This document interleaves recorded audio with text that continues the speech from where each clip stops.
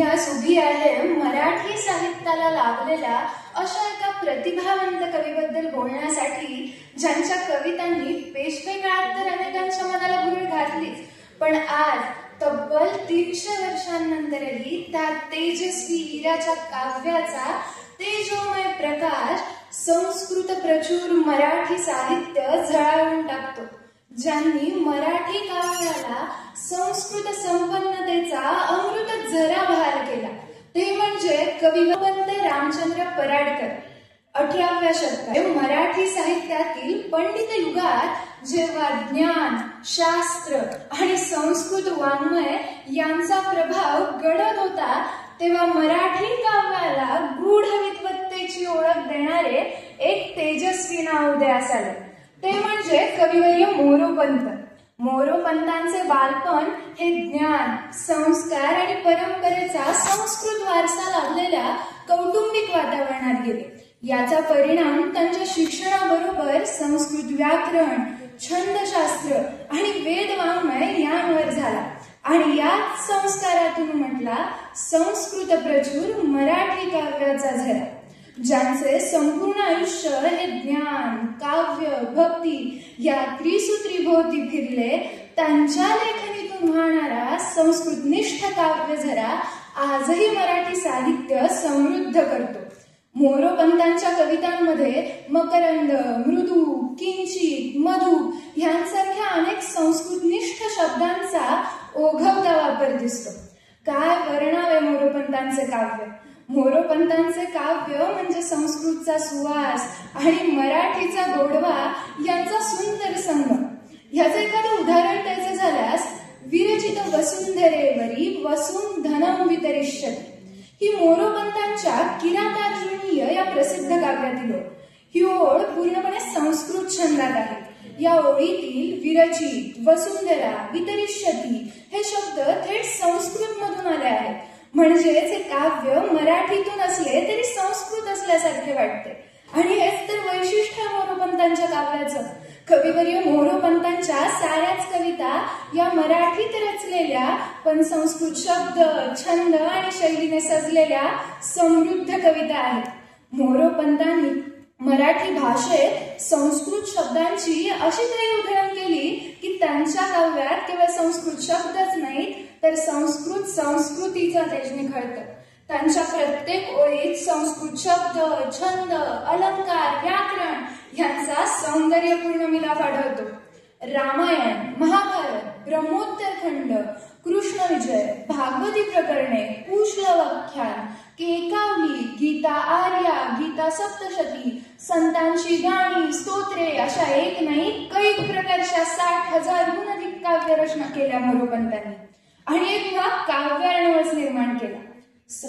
संस्कृत म्हणजे समुद्र, मराठी म्हणजे गंगा आणि मी त्या गंगेचा संगम साधणारा असे 300 वर्षांपूर्वीचे मोरोपंतांचे वचन आजच्या काळात किती समर्पक वाटतंय ना.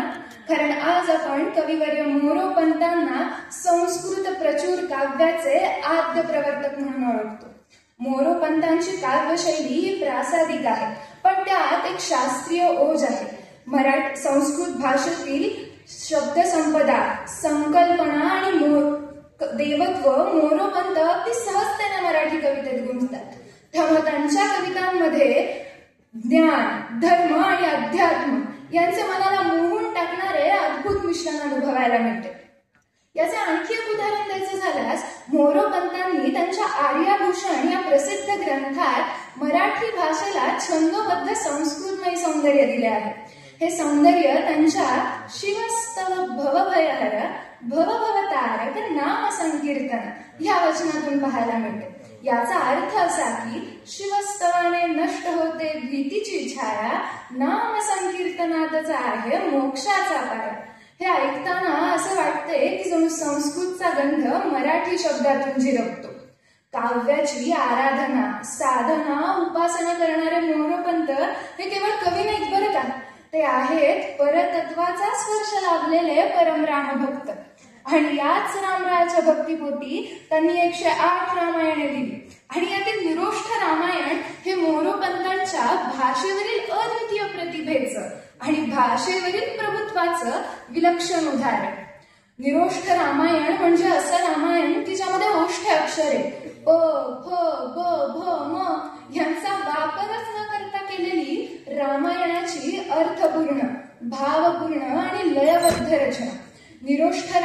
निरोष्ठ रामायणात ओष्ठ अक्षरांचा वापरच न करता रामायणाची रचना करणं कठीण असून देखील मोरोपंतांनी राम जन्मापासून राम राज्यापर्यंतचे प्रमुख प्रसंग ओष्ठ अक्षरांशिवाय निरोष्ठ रामायणात रचनाबद्ध केले. काय अफाट शब्द भांडार असेल नाही मोरोपंतांचा.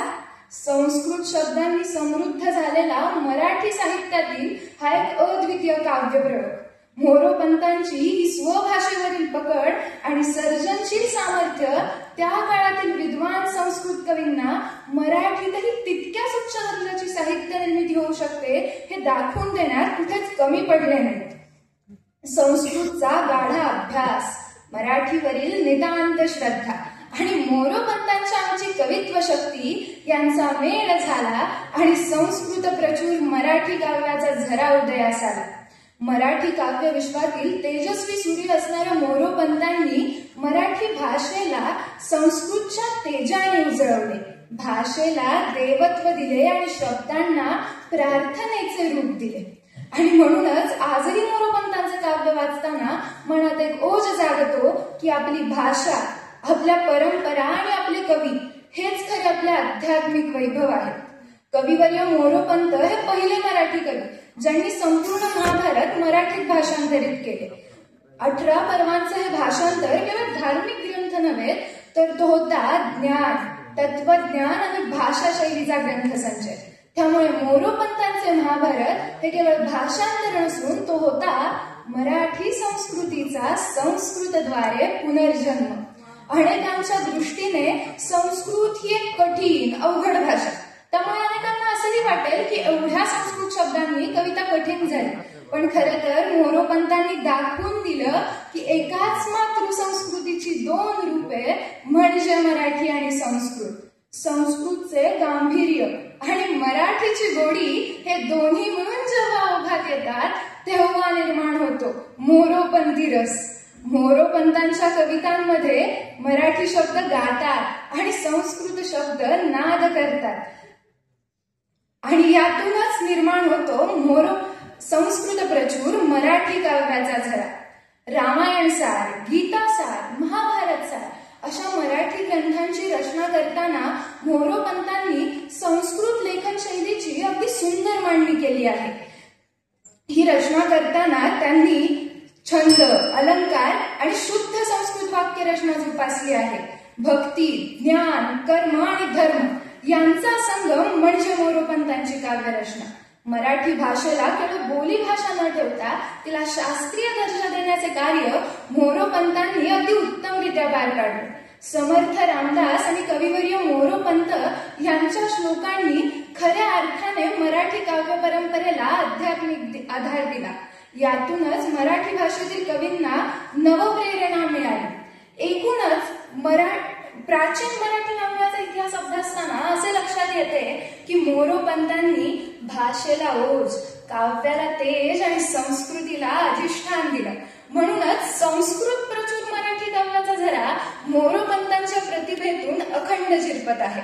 अशा या थोर बारामतीवासी कविवर्य मोरोपंतांना कृतज्ञतापूर्वक वंदन करून त्यांच्या साहित्य संपदेतून प्रेरणा घेऊया. संस्कृतचे पावित्र्य आणि मराठीचा अभिमान चिरंतर ठेवूया. धन्यवाद.